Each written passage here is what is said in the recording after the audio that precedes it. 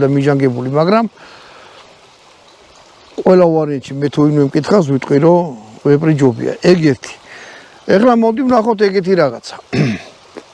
არ არის საბრძოლო ავტომატები, რა ვქნათ. არის ესეთი იარაღი, რაც დაუმსახურებლად გონიათ რომ კაი იარაღი არ არის.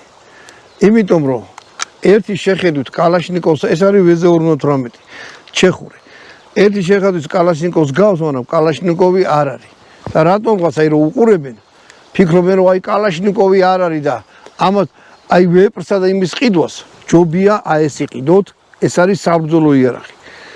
მე ქალბლონთ არის გადაკეთებული რომ ავტომატური არ იყოს, ამას თავისი ეხლა არა მაქვს წამოღებული ხიშტის მოყვება, ამაზე მაგრდება 4 მჭიდი მოყვება და არის აბსოლუტურად საბრძოლო იარაღი. ჩეხებს ძალიან დიდი ტრადიციები აქვთ იარაღის გაკეთების და დამზადების. აი ეს ეხლა კანადისთვის არის გამოშვებული. აი ახატია კიდევაც აი ეს ფოთლები ნეკერჩხლის.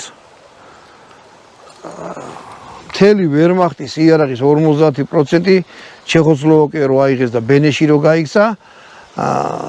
ჩეხურ ვერმახტის იარაღი ჩეხურ ქარხნებში მზადებოდა.